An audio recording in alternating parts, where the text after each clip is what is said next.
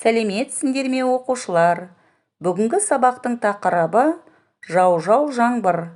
Бүгінгі сабақта жаңбыр туралы ән тыңдайсың, жаңбырлы күн туралы сипаттау мәтінін жазып үйренесің.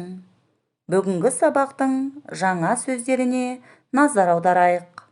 Қол шатыр, гүлдеу, тамшы, көктеу, сағыну. Оқушылар, жаңа сөздерді сөздік дәптерімізге жазып алайық. Бірінші тапсырма. Сөйлемдерді оқы, суретпен салыстыр. Иә, жоқ деп жауап бер. Оқушылар, сөйлемдерге назар аударайық. Суретте қыс мезгілі бейнеленген. Қыздың қолында қол шатыр бар. Қыз жаңбырды ұнатады. Күннің сәулесі түсіп тұр. Оқушылар, сөйлемдерді суретпен салыстырайық. Іске сәт.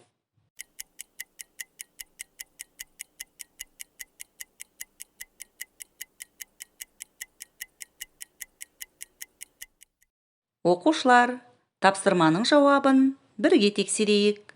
Суретте қыс мезгілі бейнеленген. Жауабы жоқ. Қыздың қолында қол шатыр бар. Жауабы иә. Қыз жаңбырды ұнатады. Жауабы иә. Күннің сәулесі түсіп тұр. Жауабы жоқ. Оқушылар, сендердің де жауап нұсқаларың сәтті шықты деген ойдамын. Екінші тапсырма. Берілген сұрақтарды көршіңмен талқыла. Оқушылар, сұрақтарға назар аударайық. Саған жаңбырлы күн ұнай ма? Жаңбырлы күні сыртқа шығасың ба? Жаңбырлы күнде көңіл күйің түсе ме? Оқушылар, ойланайық.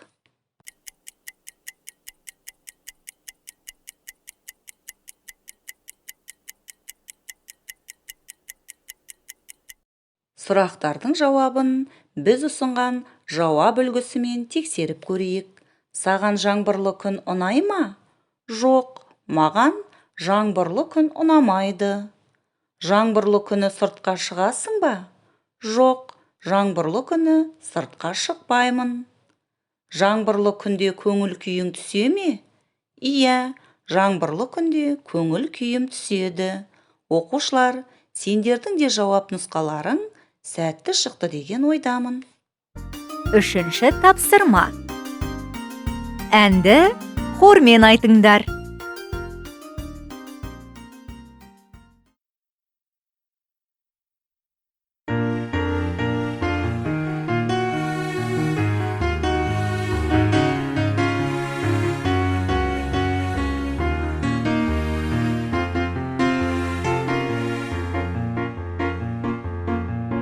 Келді міне көктемі, жердің жүзі көктеді.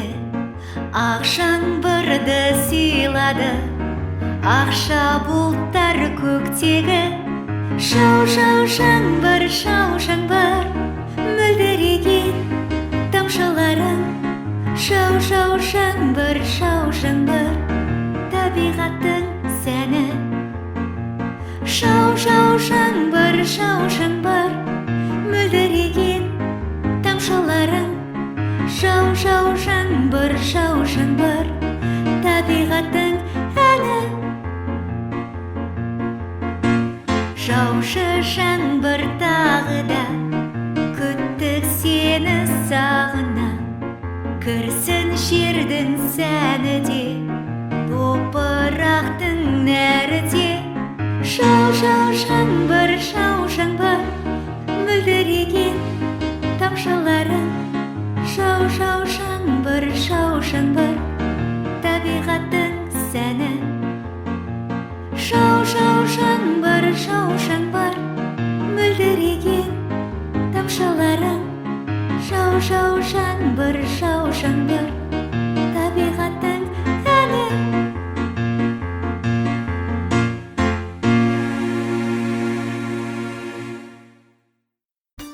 Төртінші тапсырма. Радио тілшісімен болған сұхбатты тыңда.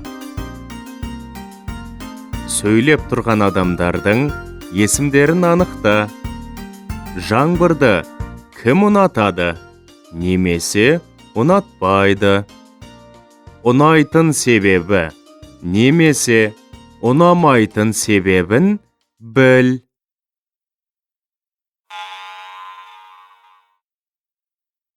Сәлем, Зейнеп. Қайырлы күн. Есіміңіз кім? Менің атым Майра. Майра, бүгінгі күн райы ұнай ма саған? Я, мен жаңбырды жақсы көремін. Қазір көшеде жүрмін. Қандай ән сұрайсыз? Жау-жау жаңбыр әнін сұраймын.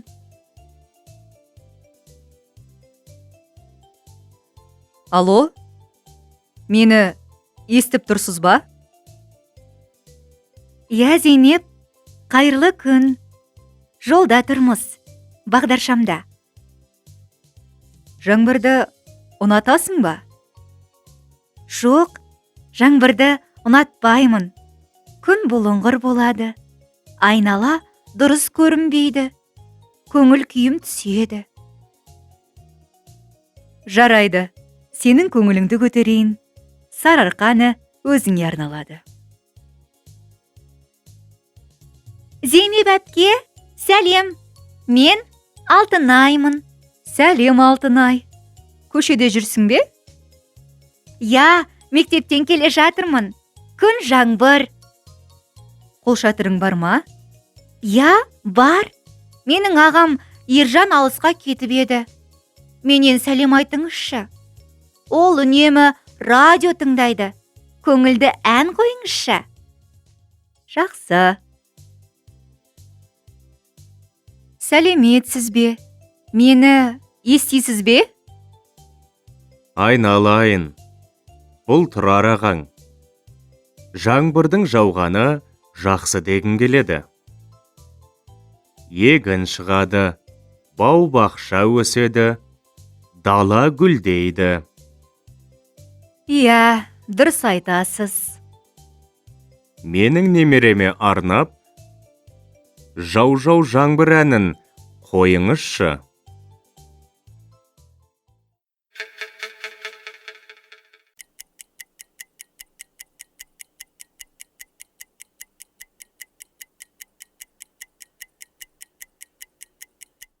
Оқушылар, тапсырманың жауабын бірге тексерейік. Қоңырау шалған адамдар: Майра, Әсия, Алтынай, Тұрар аға. Майра жаңбырды ұнатады, себебі ол жаңбырлы күні сыртқа шығады. Әсия жаңбырды ұнатпайды, себебі күн бұлыңғыр болады, айнала дұрыс көрінбейді. Алтынай жаңбырды ұнатпайды, себебі оның көңіл күйі жоқ. Тұрар аға жаңбырды ұнатады, себебі егін шығады, бау-бақша өседі, дала гүлдейді. Оқушылар, сендердің де жауап нұсқаларың сәтті шықты деген ойдамын. 5-ші тапсырма: иә және жоқ жауабын таңда. Оқушылар, радио тілшісімен болған сұхбатты тағы бір рет тыңдаймыз, тапсырманың жауабын таңдаймыз. Іске сәт!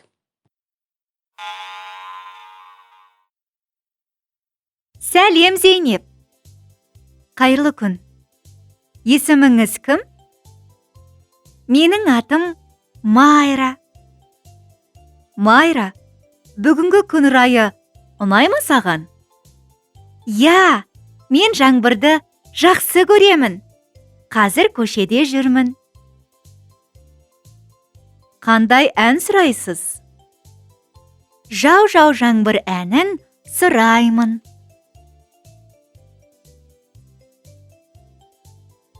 Алло, мені естіп тұрсыз ба?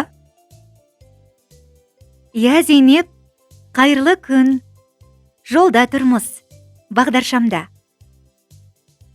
Жаңбырды ұнатасың ба? Жоқ, жаңбырды ұнатпаймын. Күн бұлыңғыр болады. Айнала дұрыс көрінбейді. Көңіл күйім түседі. Жарайды, сенің көңіліңді көтерейін. Сарыарқаны өзіңе арналады. Зейнеп әпке, сәлем. Мен Алтынаймын. Сәлем, Алтынай. Көшеде жүрсің бе? Я, мектептен келе жатырмын. Күн жаңбыр. Қолшатырың бар ма? Я, бар. Менің ағам Ержан алысқа кетіп еді. Менен сәлем айтыңызшы. Ол үнемі радио тыңдайды. Көңілді ән қойыңызшы. Жақсы. Сәлеметсіз бе? Мені естисіз бе? Айналайын. Бұл Тұрар ағаң. Жаңбырдың жауғаны жақсы дегім келеді. Егін шығады, бау-бақша өседі, дала гүлдейді. Иә, дұрыс айтасыз. Менің немереме арнап, жау-жау жаңбыр әнін қойыңызшы.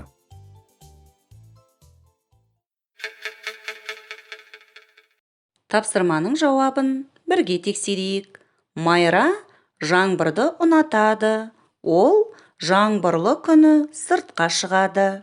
Жауабы иә. Әсия жаңбырды ұнатпайды. Жаңбырлы күні оның көңіл күйі түседі. Жауабы иә. Алтынай көңілсіз. Оның ағасы оқуға кетті. Ол оны қатты сағыныпты. Жауабы иә. Тұрар аға жаңбырды ұнатпайды. Оның себебін Зейнепке айтпады. Жауабы жоқ. Оқушылар, сендердің де жауап нұсқаларың сәтті орындалды деп сенемін. 6-шы тапсырма. Тыңдағаның бойынша мәтінді толықтырып жаз. Оқушылар, жұмыстарыңа сәттілік тілеймін.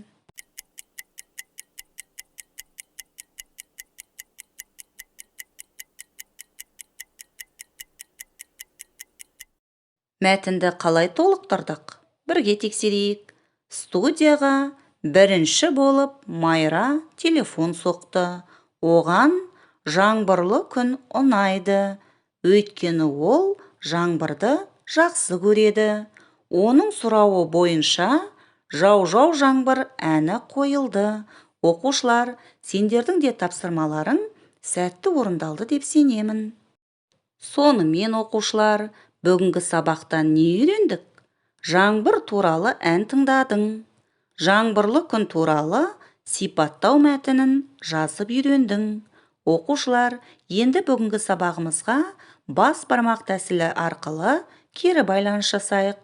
Сендерге барлық тапсырма түсінікті болды деген ойдамын. Үйге тапсырма 92-ші беттегі 3-ші тапсырма. Жау-жау жаңбыр әнін жаттап ал. Оқушылар, сабақ аяқталды. Сау болыңдар.